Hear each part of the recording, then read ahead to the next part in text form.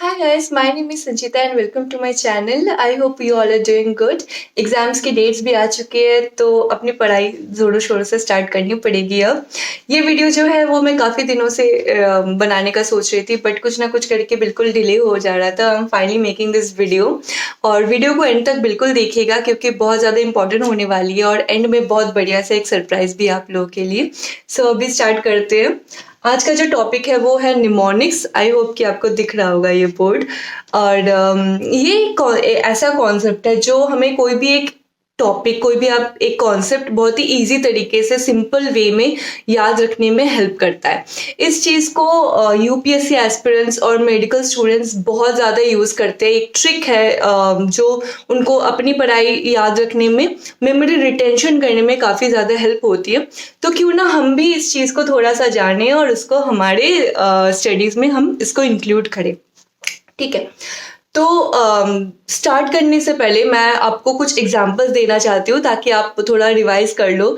जैसे विबग्योर या फिर बॉड मास, ये चीज़ आप लोगों ने स्कूल में पढ़ी होंगी, राइट? बट आपको अभी तक इस चीज़ को याद है क्योंकि आपको ये निमोनिक्स के ज़रिए से पढ़ाया गया था। निमोनिक्स के वैसे तो 9 टाइप्स होते हैं बट हमें वो सब चीज़ें जानने की कोई ज़रूरत नहीं है क्योंकि हमें निमोनिक्स के बारे में नहीं जानना है।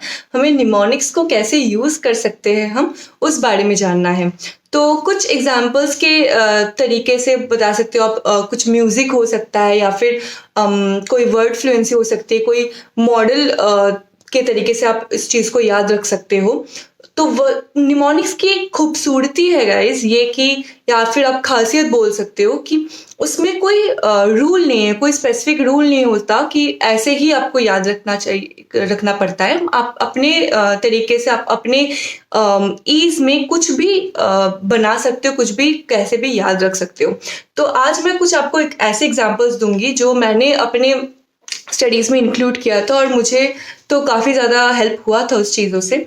तो सबसे पहले, और ये ऐसे एग्जांपल्स है ना जो आप इस चीज़ को एक बार समझ गए तो आपके ऑलमोस्ट 2 से 3 क्वेश्चंस तो पक्के हैं क्योंकि ये ऐसे क्वेश्चंस होते हैं जो हर साल आते हैं और बहुत ही ज़्यादा इंपॉर्टेंट है एग्जाम्स के पॉइंट ऑफ व्यू से।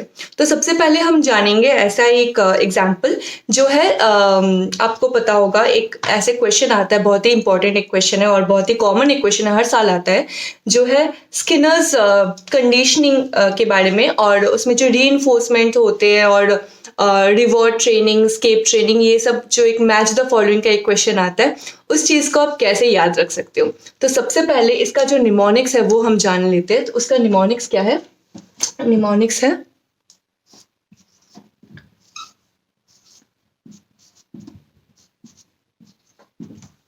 रूपा। ओके, ये मैं बता रही हूँ कि कौन सा क्या स्टैंड करता है और आप बस यहाँ पे ध्यान दीजिए, ठीक है?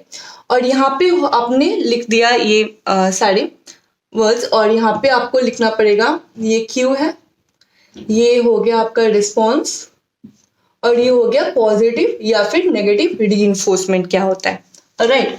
तो क्या होता है यहाँ पे क्वेश्चन ऐसा ही आता है कि क्यू किस में प्रेजेंट होता है, क्यू किस में एब्सेंट होता है, रिस्पॉन्स होता है या रिस्पॉन्स विदहेल्ड होता है, और पॉजिटिव नेगेटिव रीइंफोर्समेंट, और यहाँ पे आपको इस चीज से मैच करना पड़ता है।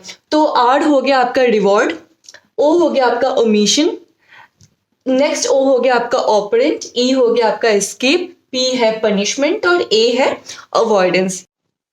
तो यहाँ कई क्वेश्चंस क्या आते हैं कि यहाँ पे क्यू रिस्पॉन्स विदहेल्ड होता है या फिर नेगेटिव और पॉजिटिव रेनफोर्समेंट कौन सा होता है, ये आपको मैच द फॉलोइंग करना पड़ता है।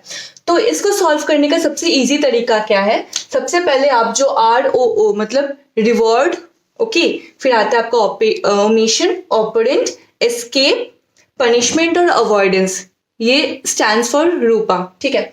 इससे पहले आपके जो फर्स्ट 3 है इसको आप पॉजिटिव रीइंफोर्समेंट बना दो क्योंकि ये तीनों पॉजिटिव रीइंफोर्समेंट होता है, और जो नेक्स्ट के लास्ट के जो 3 है ये तीनों को आप नेगेटिव बना दो सबसे पहले, ठीक है? उसके बाद अब आप समझो क्या होता है यहाँ पे। रिवॉर्ड, पहला हमारा आर है, R stands for reward, right? Reward मतलब क्या? जो प्राइज मिलता है हमें, अवार्ड मिलता है, वही ना होता है। तो क्यू क्या होता है? लाइन में लगना पड़ता है, ठीक है? क्यू में हमें लाइन में लगना पड़ता है। तो रिवॉर्ड लेने के लिए लाइन में थोड़ी लगना पड़ता है, रिवॉर्ड तो बुलाया जाता है और देना पड़ता है। तो क्यू में रिवॉर्ड में क्यू एब्सेंट होता है, ओके। और रिस्पॉन्स तो बिल्कुल तालियां बजती है, वाहवाही मिलती है, तो रिस्पॉन्स तो पक्का मिलता है, तो रिस्पॉन्स इसमें प्रेजेंट होगा।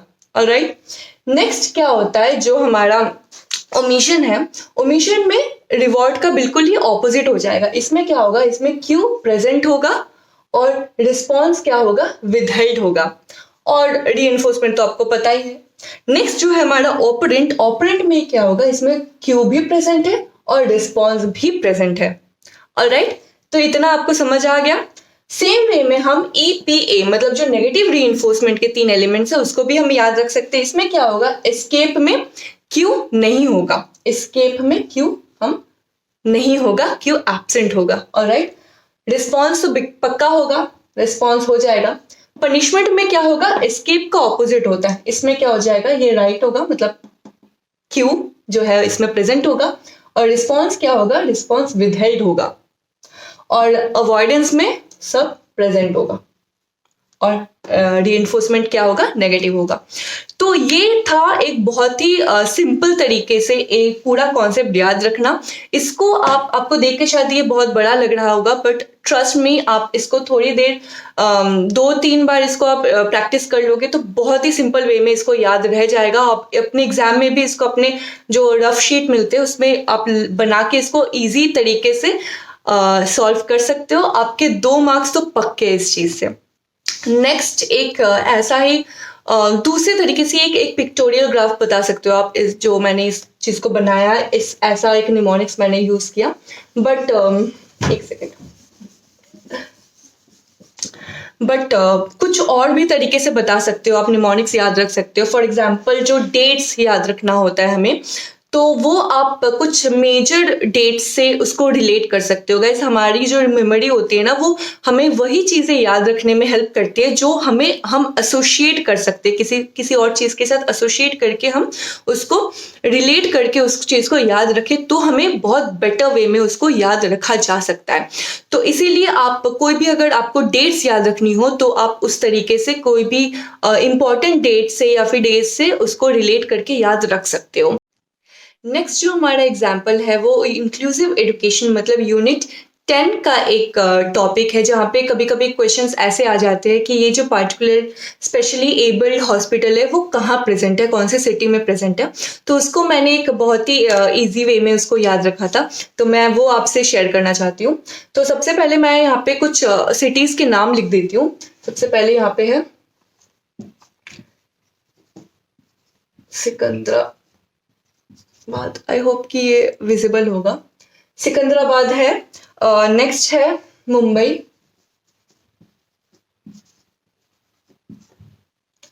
फिर है देहरादून, फिर है कोलकाता। राइट, तो यहाँ पे जाने का क्या है, तो कुछ सिटीज है और यहाँ पे कौन से स्पेशली एबल्ड हॉस्पिटल्स प्रेजेंट है वो हमें जानना पड़ेगा। तो इसको मैंने कैसे याद रखा था, जैसे सबसे पहले हम सिकंदराबाद का एग्जांपल ले लेते हैं। तो Secunderabad name comes from Sikandar, और सिकंदर एक राजा थे, तो जो ताज पहनते हैं राजा और ताज पहनते हैं सर पे, तो it has something to do with mental handicap. तो सिकंदराबाद में क्या है, मेंटली हैंडीकैप हॉस्पिटल है। नेक्स्ट है मुंबई। मुंबई एक ऐसा शहर है जहाँ पे हमेशा ही बहुत ज़्यादा शोरगुल होते रहता है, तो शोर नॉइस पोल्यूशन जनरेट करता है, और नॉइस पोल्यूशन से हियरिंग प्रॉब्लम हो सकती है। तो यहाँ पे हियरिंग इम्पेयर्ड के लिए हॉस्पिटल है। नेक्स्ट है देहरादून। देहरादून एक बहुत ही सुंदर शहर है, और सुंदरता हम आंखों से देखते हैं, तो यहाँ पे आई हॉस्पिटल है। और नेक्स्ट है कोलकाता। कोलकाता एक ऐसा शहर है जहाँ पे आपको काफी मेहनत करनी पड़ती है अपना गुजारा करने के लिए, तो यहाँ पे है ऑर्थोपेडिक हॉस्पिटल। तो ये काफी एक सिंपल वे में मैंने कुछ निमोनिक्स बना लिया था इस चीज का, तो आप अपने वे में कुछ भी बना सकते हो इस चीज को। तो ये 2 एग्जाम्पल्स जो थे वो पेपर 2 से थे, और पेपर 1 के भी ऐसे कुछ एग्जाम्पल्स है जो काफी सिंपल है। जैसे पहले इंडियन लॉजिक का एक एग्जांपल ले लेते हैं, जो कि है फुन। आपने ये जाना है, आपको पता ही होगा ये चीज। फुन स्टैंड्स फॉर प्रतिज्ञा, हेतु, उदाहरण, उपनय, निगमन। तो ये चीज को आपको बहुत ही सिंपल तरीके से याद रखना पड़ सकता है और ये काफी कॉमन भी है एक फुन।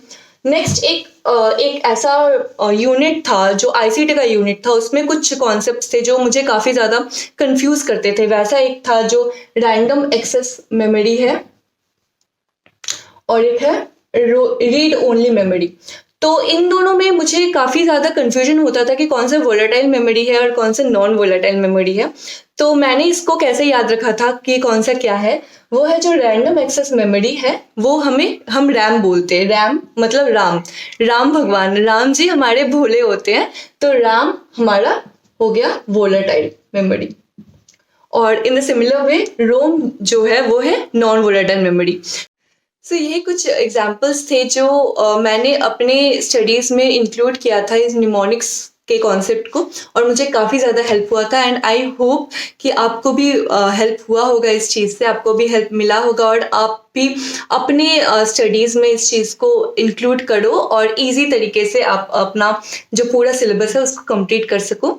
तो अभी जाने से पहले जो सरप्राइज के बारे में मैं बात कर रही थी वो ये है कि मैंने काफ़ी आपके क्वेरीज देखे हैं मेरे कमेंट सेक्शन में, जहाँ पे आप लोगों को कुछ प्रॉब्लम्स होती है तो आप पूछते हो कि कहाँ हम कांटेक्ट करें। तो इसलिए मैंने अपना टेलीग्राम चैनल बनाया है, आपको डिस्क्रिप्शन बॉक्स में आपको लिंक मिल जाएगी, आप चाहे तो इसको फॉलो कर सकते हो, ज्वाइन कर सकते हो मेरा टेलीग्राम चैनल जो है।